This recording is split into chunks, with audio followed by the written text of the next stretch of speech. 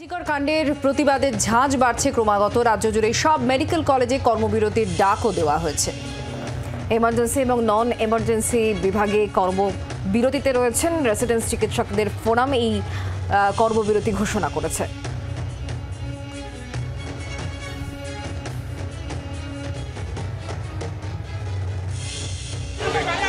রাতের অন্ধকারে RG Kar medical college হাসপাতালের এমার্জেন্সি বিল্ডিংয়ের ভেতরে ঢুকে সেমিনার হলে কর্তব্যরত একজন চিকিৎসককে ধর্ষণ করা হয় এবং খুন করা হয়। সেই ঘটনার পরেই কিন্তু প্রশ্ন ওঠে নিরাপত্তা নিয়ে, যে কীভাবে একজন বহিরাগত, যিনি এই হাসপাতালের সঙ্গে যুক্ত নয়, একজন সিভিক ভলেন্টিয়ার বিনা কাজে এখানে ঢুকে পড়লো। এই ঘটনার পর অবশেষে পুলিশ নড়েচড়ে বসেছে। ডিসি নর্থ তিনি জানালেন যে এখানে যারা আসছেন, আমরা দেখতে পাচ্ছি যারা আসছেন তাদের কে আসছেন, কেন আসছেন, তার নাম তালিকা এগুলো লিখে রাখা হচ্ছে। পুলিশকে সেই নির্দেশ দেওয়া হয়েছে। আপনাদের তখন এখানে যারা যাবে কার্ড দেখিয়ে এখানে নাম লিখে ফোন নম্বর দিয়ে তারপর ভিতরে যাবে।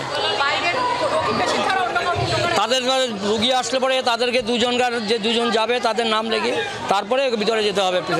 না, অন্য কাউকে অ্যালাউ নেই। একেবারে যারা যদি কোনো রোগী আসেন বা রোগীর পরিবার এখানে ভর্তি থাকে, তাহলে তাদের নাম, দুজন যারা যাবেন তার নাম এবং তাদের ফোন নাম্বার লিপিবদ্ধ রাখতে হবে। এই ঘটনার পর বারবার করে নিরাপত্তা নিয়ে প্রশ্ন উঠেছিল।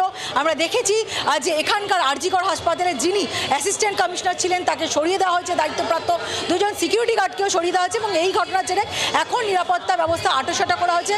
কারা এই এমার্জেন্সি বিল্ডিংয়ের ভেতরে ঢুকছেন, কারা তার রোগীদের সঙ্গেই আসছে কিনা, সেই সমস্ত নথি সংগ্রহ করে রাখা হচ্ছে। ক্যামেরা পার্সন শুভ্রের সঙ্গে পিয়ালি মিত্র, জি24 ঘন্টা, কলকাতা। বাংলার আওয়াজ, বাঙালির আবেগ, জি24 ঘন্টা।